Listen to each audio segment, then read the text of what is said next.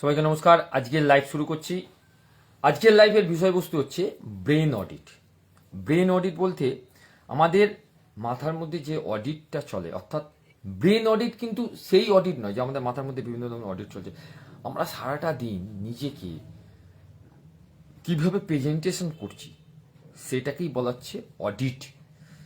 খাতা কলমের একটা অডিট হয়, জমা খরচের একটা অডিট হয়, এক্সপেন্সেসের একটা অডিট হয়। অর্থাৎ আমি সারাদিন কত টাকা জমাচ্ছি, কত টাকা খরচা করছি, তার এক্সপেন্সেস অনুযায়ী তার একটা বাজেট তৈরি করা হয়, সেই অনুযায়ী আমরা কিন্তু আমাদের লাইফস্টাইলটাকে সেট করি। কিন্তু ব্রেনের অডিটটা করাটা খুব দরকার। তাহলে কিন্তু আপনার কাজ করার যে প্রসেসটা সেটা কিন্তু অনেকটাই বেটার হবে। সেটা কিরকম?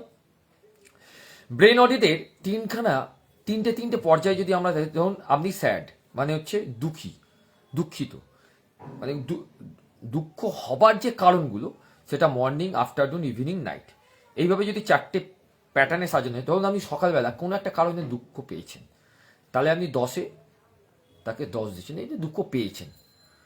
আফটারনুনে পাননি, ইভিনিংয়ে পাননি, রাতেও পাননি, তাহলে আপনার স্কোর হলো 10। হ্যাপিতে দুঃখের অপোজিট হচ্ছে হ্যাপি।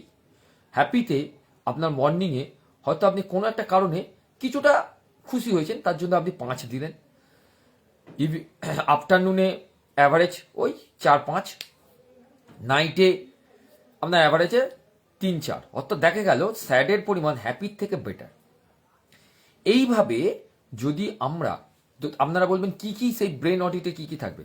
আপনার স্যাড থাকতে পারে, আপনি যেভাবে সাজাতে পারবেন সেইভাবেই থাকবে। 3টে পর্যায়কে আপনাকে সেইভাবেই সাজাতে হবে। পাওয়ারফুলের একটা থাকতে পারে, হ্যাপির একটা থাকতে পারে। আপনাকে যেটা সাজাবে সেটা অপোজিট সবসময় দেবে। সুখের অপোজিট দুঃখ, অন্ধকারের অপোজিট আলো, এই ধরনের। যেমন যদি আপনারা চান যে ব্রেন অডিটের স্ট্রাকচারটা কিরকম হবে, স্যার আমাকে থেকে একটু যদি ফলো আপ করেন বা আমাকে যদি একটু পাঠান তাহলে ভালো হয়। অবশ্যই আমি সেইটা যারা আমাকে হোয়াটসঅ্যাপ করবে তাদেরকে অবশ্যই সেটা আমি ব্রেন অডিটের যে অ্যাকচুয়াল স্ট্রাকচার আমি তৈরি করেছি বা আমি যেভাবে করি সেইটাকে পাঠিয়ে দেবো। কারণ এখানে প্রসেসটা সম্পূর্ণভাবে ডিপেন্ড করবে আপনি নিজেকে কিভাবে বেটার করবেন। এখানে কিন্তু কেউ কাউকে বেটার করতে পারবে না যতক্ষণ না সেটা নিজের ব্রেন অডিটকে করছে। এই ব্রেন অডিট করাটা একটা মানুষের জন্য খুব দরকার। আমরা সেইটাকেই করি না, আমরা সেইগুলোতে মন দিই না। আমরা বিভিন্ন রকম অ্যাক্টিভিটির মধ্যে মন দিয়ে দিই, বিভিন্ন রকম পিসফুলেও মন দিই, বিভিন্ন রকম আনহ্যাপি যে ট্রিগারগুলো আছে সেইগুলোতে আমরা বিভিন্ন রকম কাজ করি। অর্থাৎ এইগুলো কিন্তু আমাদের পর্যায়েতে আমাদের শারীরিক দিক থেকে আমাদের যেমন ক্ষতি করে, তার থেকেও বেশি ক্ষতি করছে আমরা সারাউন্ডিং যেটা কিভাবে ভাবছি।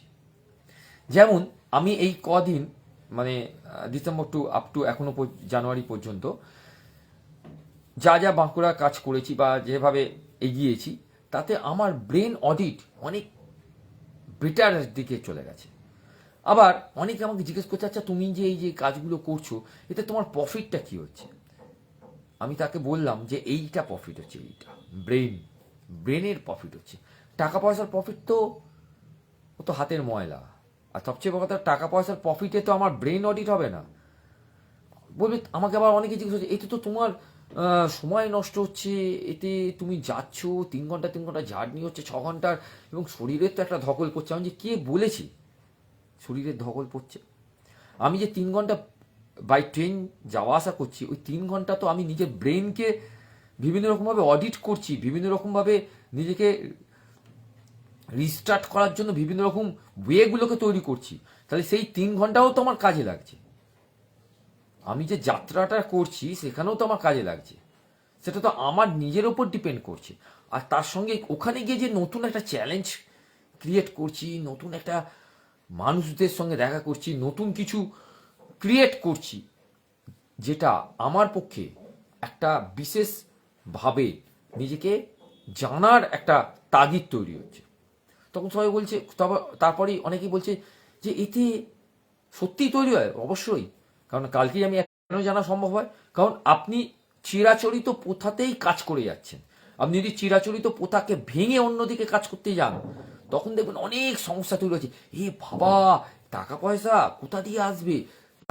কখনোই ওই জায়গা থেকে বেরোনো সম্ভব হবে না।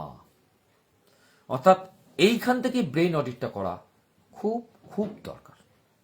আজকে সারাটা দিন আমার যাই কাটুক না কেন, ভালো খারাপ মন্দ যাই কাটুক না কেন, যদি কিছু ভুল করে থাকি, I am sorry universe, I forgive me universe, না thank you universe, I love you universe, যে তুমি নতুন নতুন ক্রিয়েটিভ যে আইডিয়াগুলো সেগুলো তুমি শেয়ার করছো, এবং শেয়ার করছো বলতে আমি শেয়ার জায়গাটায় আমি পৌঁছাতে পারছি নতুন নতুন, এই যে বাঁকুড়া এভরিথিং, কারণ তুমি আছো বলেই জগৎটা এত ভালো, তুমি আছো বলেই এই জগতে এত কিছু সুন্দরময় কাজগুলো হচ্ছে।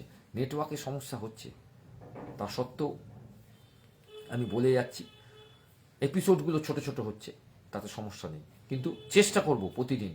কালকে সরস্বতী পুজো 23শে জানুয়ারি, নেতাজি আমাদের কি বলে গেছেন সেটা আমরা সবাই সবটাই জানি, সেটা নিয়ে নয়, কালকে সারাটা দিন সরস্বতী পুজোর আমেজ এবং তার সঙ্গে আরও কিছু নতুনত্ব। ভালো থাকছেন, সুস্থ থাকবেন, সুস্থ থাকাটা খুবই দরকার। এবং তার সঙ্গে বলবো যে আজ থেকে বই মেলা শুরু হয়েছে, কলকাতা বই fair, book fair, international book fair, 584 নম্বর স্টলে আমার বই অর্থাৎ সিদ্ধান্তের খেলা আপনারা পেয়ে যাবেন।